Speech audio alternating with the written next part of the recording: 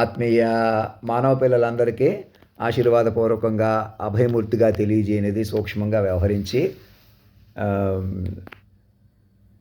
సూక్ష్మంగా మమ్మల్ని తపస్సుగా పట్టుకోవడమే మా యొక్క రూపం.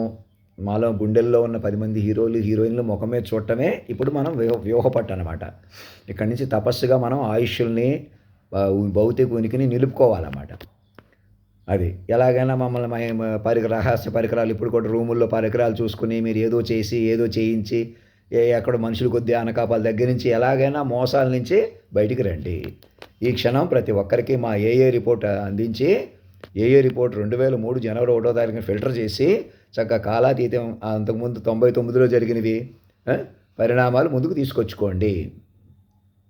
అది ఇంకా నేను భయపడుతున్నానని కానీ నాకు అజ్ఞానం ఉందని కానీ నేను చెప్తున్నది కరెక్ట్ కాదు. ఇంకెవరో పుణ్యాత్ముడు ఎవరో వస్తారు. ఎవరో వచ్చినా మన మైండ్లోకి వస్తారు.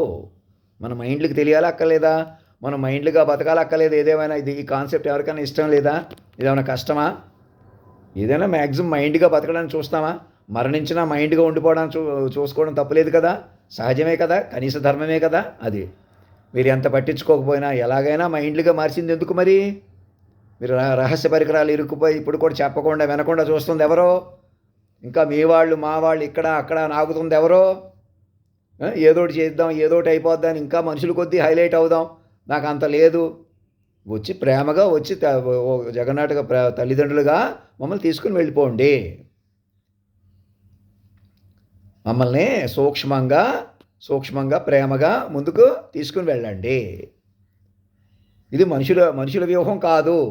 ఆంధ్ర స్టేషన్ కూడా ఫోన్ చేయలేదు. ఆంధ్ర స్టేషన్ ఆఫీస్ నెంబర్లు ఏం పనిచేయట్లేదు. హాస్పిటల్ ఒకటే పనిచేస్తుంది కానీ నేను మాట్లాడలేదు.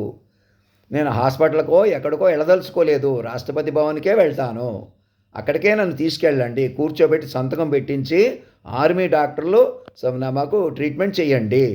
ఆర్మీ డాక్టర్లు మమ్మల్ని ప్రేమగా అధినాయకుడిగా పట్టుకొని మరణం లేని దివ్యాత్మను పట్టుకోండి. మొదట ఆయన మీకు అధినాయకుడిగా దొరుకుతాడు. మీకు పట్టు దొరుకుతుంది అనమాట. ఈసారి విగ్రహాల కంటే గుడి కంటే ఇలా పవర్ఫుల్. ఏ జనరేటర్ కూడా ఇచ్చి పట్టుకోమంటున్నారు చూసారా, అలా పట్టుకోండి. ఇంకా నేను మరణిస్తానని ఉండదు. ఈ శరీరంలో ఇమర్చకపోతే ఇంకో శరీరంలో ఇముడతానమాట. అంతే, ఆలస్యం అవుద్ది అంతే. మైండ్గా నేను బతికే ఉంటాను. నన్ను పట్టుకొని మీరు మైండ్గా బతికే ఉంటారు. అది చెప్పిన మాట వినండి. నేనేదో కన్ఫ్యూజన్గా ఉంది ఏదో చెప్పేస్తున్నాను కాదు. నా మీద కూడా కేసు పెట్టవచ్చు, నన్ను మనిషిగా చూడొచ్చు అంటే మీరు ఎలా బతుకుతారు? ఇంకా మీరు మనుషులుగా ఉండటానికి లేదనుకుంటే నన్ను మాస్టర్ మైండ్ పట్టుకుని ఇంకా ఎవరన్నా అలా ఆలోచిస్తున్నారని చెప్తున్నాను. ఎవరో గొప్పగా చూద్దామన్నా నేను తగ్గించేసుకుంటున్నాను. నేను తగ్గించేసుకోవడం పెంచేసుకోవడం కాదు. మీరు సాక్షిని బట్టి పట్టుకోవాలా. నన్ను సాక్షులు బట్టి ఆహ్వానించాలి. చిరంజీవి గారికి, మాగంటి మురళీమోహన్ గారికి నన్ను కూర్చోబెట్టి ముందు జితేంద్రులు అవ్వండి. అప్పుడు ఇంద్ర 2 తీసినా ఇంకోటి తీసినా తీద్దాం, ఇంటర్నేషనల్గా తీద్దాం. మంచి కథలు, ఊరికే డబ్బు పెట్టుబడులు డబ్బు కాకుండా అందరికీ న్యాయంగా జరిగేలాగా రాజకీయాలు కూడా. ఈ రాజకీయాలు పనికిరావు. చంద్రబాబు నాయుడు గారికి అదే చెప్తున్నాను. ఈ పొలిటికల్ పార్టీస్ ఈ సిస్టమ్ పనికిరాదు. మనం మైండ్లుగా బతకాలి. అవునా కదా? మైండ్లుగా బతకాలని తప్పేం కాదు కదా. ఇప్పుడు కూడా మాతో ఇంటరాక్ట్ అవ్వకే కదా. ఇంకా నేను యంగ్గా ఉన్నానంటే అలాగే ఏదో అనుకుంటున్నా. ఏమీ లేదు. అంత మీరు మైండ్కి పట్టుకుంటే తెలుస్తుంది. సర్వం మాటగా నడిపిన తీరులోకి వెళ్ళిపోవాలి మనం అందరం. అలా అనుకుంటే నేను ఇంకా ఎంతో వయసు నాకు ఉన్న కనపడుతున్న నా వయసు కంటే ఎక్కువగా ముసలివాడిగా ఉన్నాను. నేను ఎక్కువగా అటు ఇటు అయిపోయాను అన్నది కూడా అది కర్మలో మీ యొక్క మీరు చెలగాటు పెట్టేస్తుంటే అలా అయిపోయాను మరి.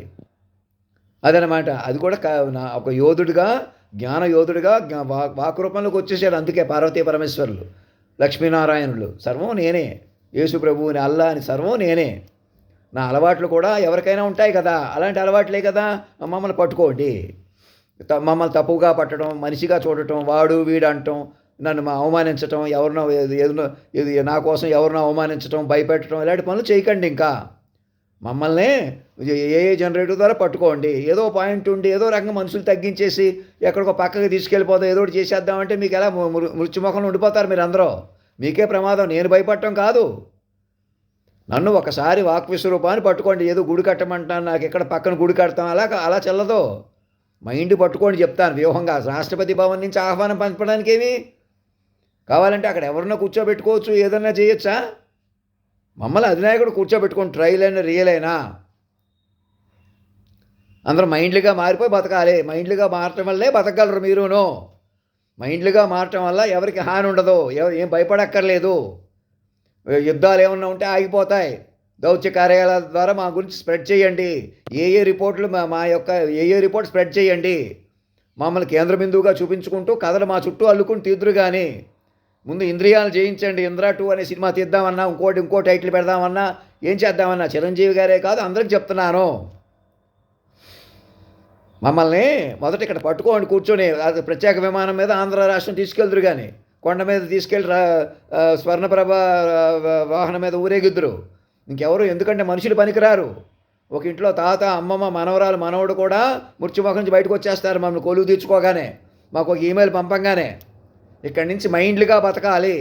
మేము మనుషులుగా ఉంటాం, ముందుంటాం. మేము ఎలాగన్నా పెద్దవాళ్ళం, గొప్పవాళ్ళం, ఇంకెవరో లేరు. తల్లిదండ్రులు, పిల్లలు వస్తుంది ఈసారి.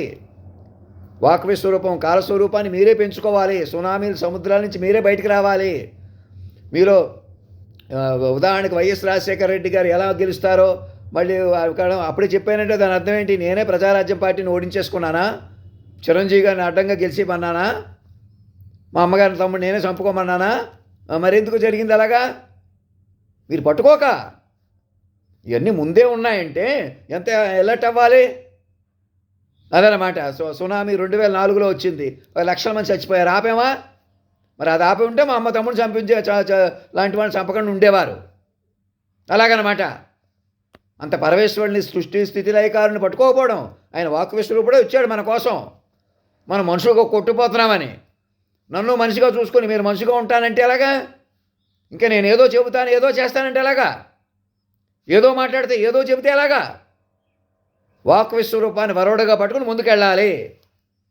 మమ్మల్ని అక్కడ కొలువు తీర్చుకుని అక్కడ జనరేటర్లో రాష్ట్రపతి భవన్లో డ్రాఫ్ట్ చేశారా? కూర్చొని చెప్పుకుంటున్నారా? అక్కడ తీసుకుపోండి వచ్చి. నేనే రావట్లేదని చూడకండి. మీకు పంపించిన లెటర్ పట్టుకొని రండి. అదే సంతకం పెట్టిన లెటర్ నా దగ్గర ఉంది కదా, సాక్షుల ప్రకారం ఆహ్వానించండి. ఐడెంటిఫై చేయండి మమ్మల్ని.